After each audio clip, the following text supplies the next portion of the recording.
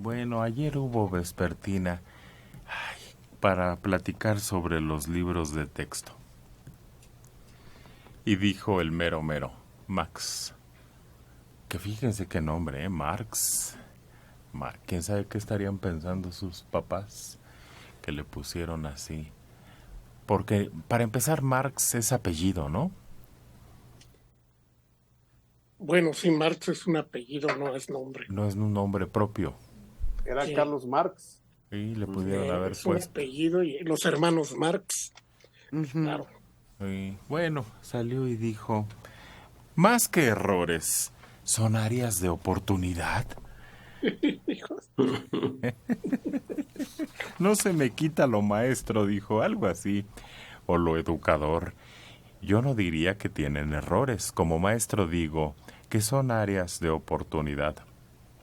Y recordó que los libros del sexenio de Peña Nieto tuvieron 107 errores que se justificaron con una fe de ratas, mientras que ahora, con el triple de material, solo se han registrado 20 errores en los libros de texto gratuitos. bueno, porque no los han examinado con detalle las personas que les preocupan, no tanto los errores, sino el contenido, que es totalmente eh, inadecuado para un libro de texto.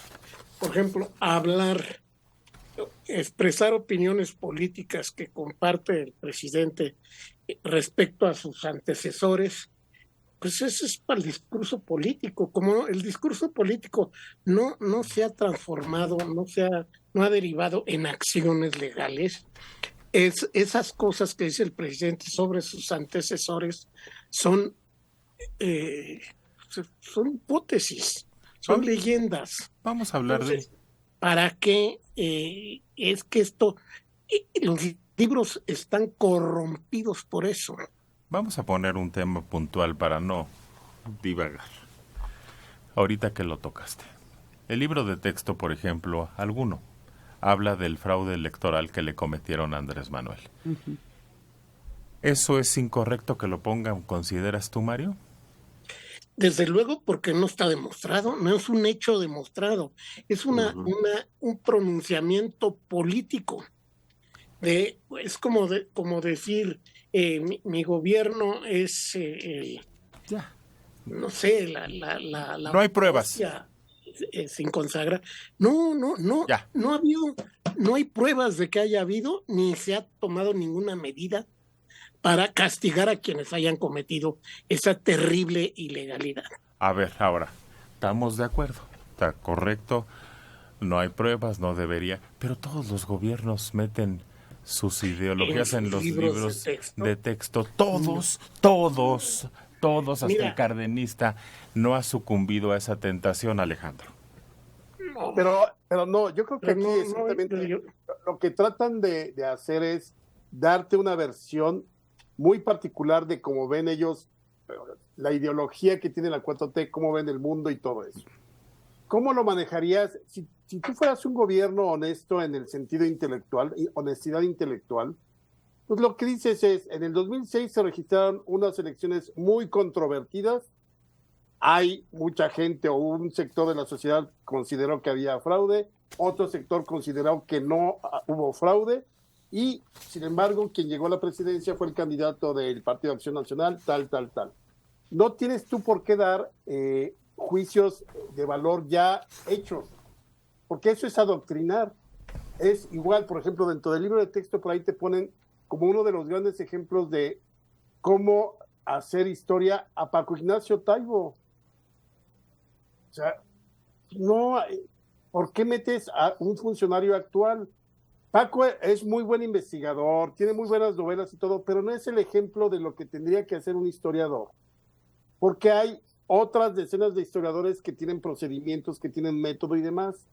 Entonces, ese tipo de cosas donde te dan ya recetas preestablecidas, sobre todo hablando de los libros de historia, es donde creo que no se permite.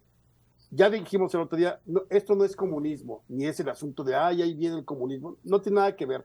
Es el asunto de que quieren que la verdad que ellos traen en términos históricos sea la que tengan los niños. Ahora, por otra parte, perdón, yo sé que las fechas no son tan importantes, que lo importante para el alumno es que entienda el proceso histórico.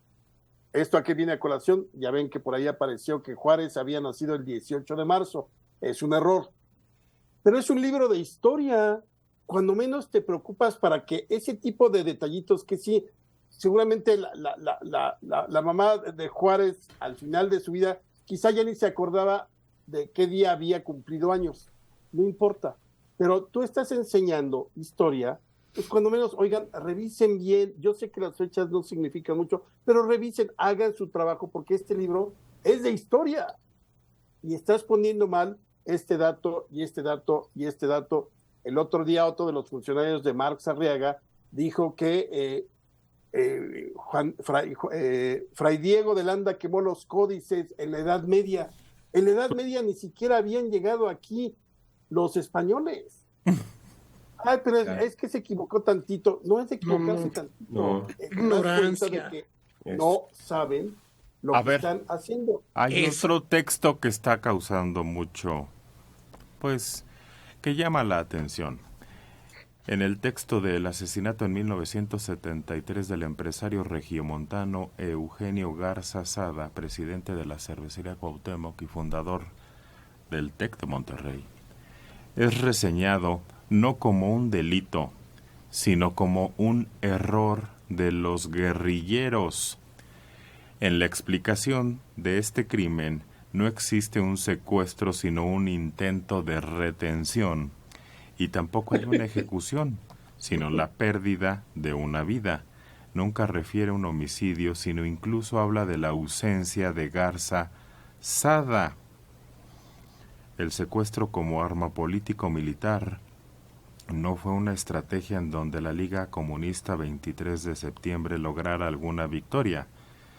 El primero de sus descalabros ocurrió el lunes 17 de septiembre de 1973 al intentar retener en Monterrey a Eugenio Garza Sada, ícono y leyenda del empresariado mexicano, en cuya acción perdieron la vida el empresario, su chofer y 2 elementos del comando guerrillero.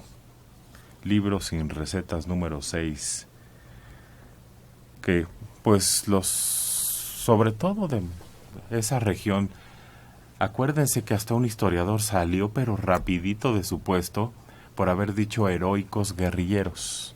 Pues básicamente están repitiendo esa versión. A ver, retención, ese es eufemismo. Es como tratar de justificar que los guerrilleros de algún modo tenían razón.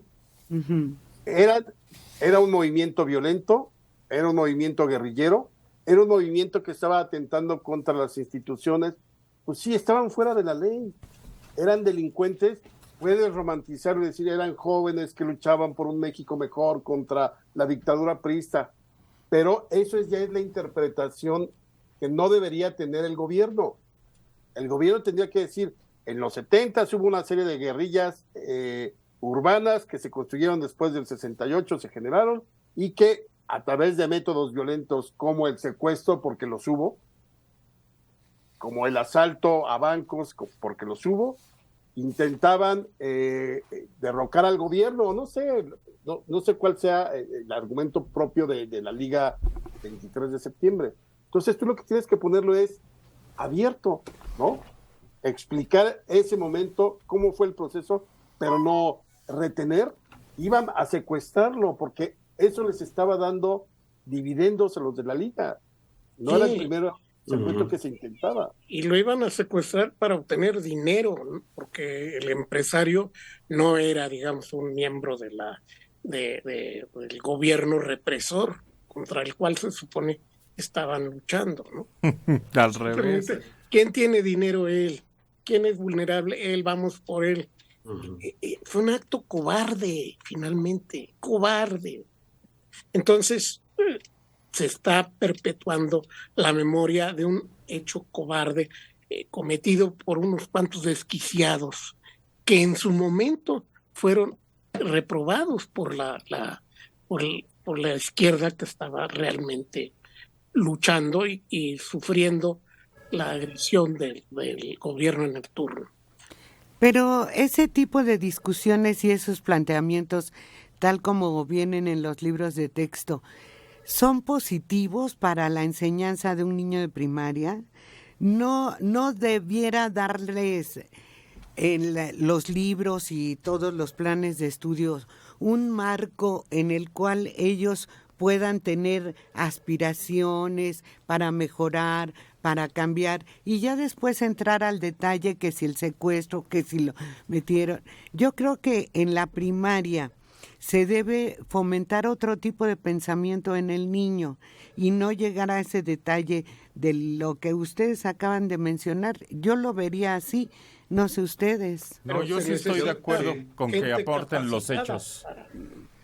Gente capacitada para a llevar a cabo esa tarea. No es gente capacitada, no es gente con cultura general. Exacto.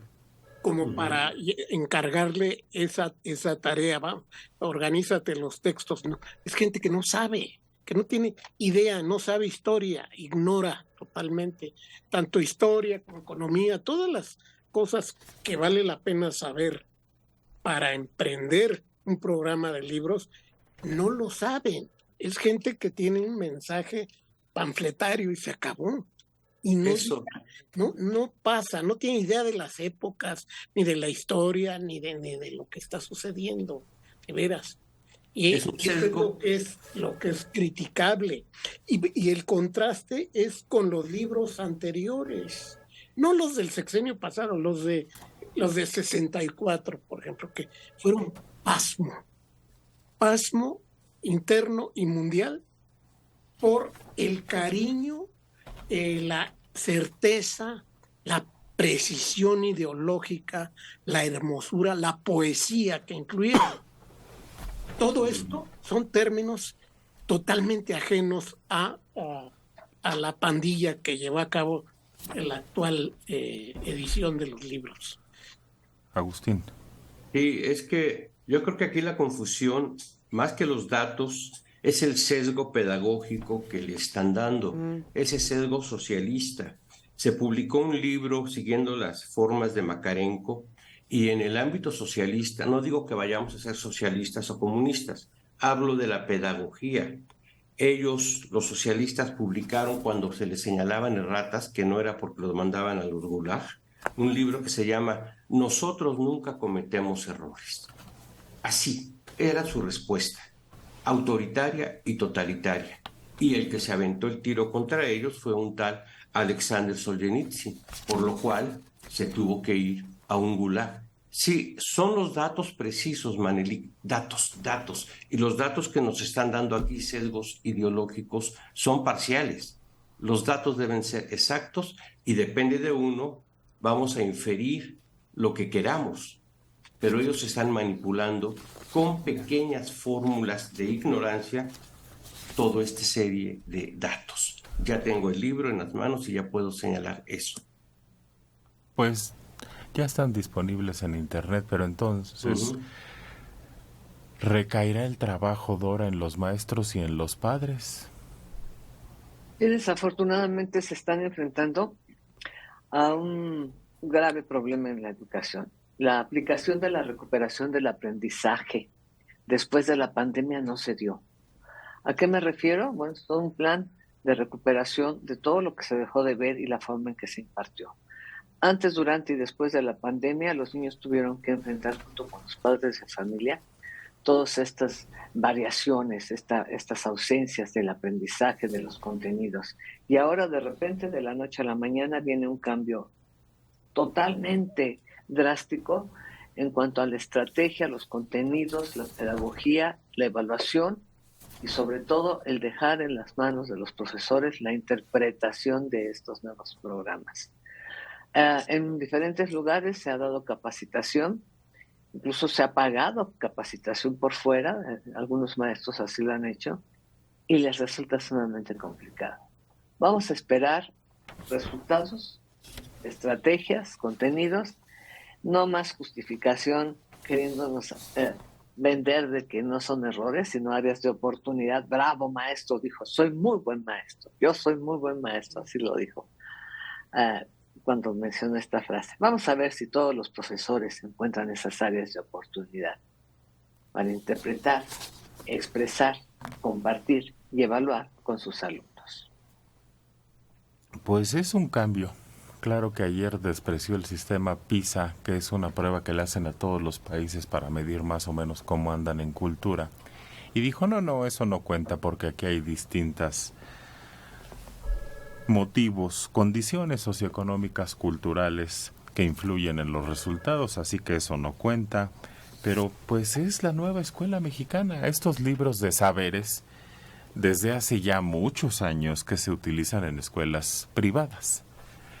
Pero ahí los maestros fueron capacitados para trabajar con estos libros de texto. Quiero ver a los maestros que enfrenten al grupo ahora, si no han sido preparados, en lugar de decirles, ahorita les toca clase de matemáticas, y ahora decirles son clases de saberes, y tener que enfrentar un nuevo modelo educativo, pues va a estar difícil para los maestros. Sí, porque la globalización que ellos pretenden hacer con estos programas es complicada seguirla por el rezago que acaba de señalar Dora de toda la pandemia. Va a ser muy complicado. Y los maestros que tienen 30 o 20, 25 años frente al grupo van a tener serios problemas para adaptarse.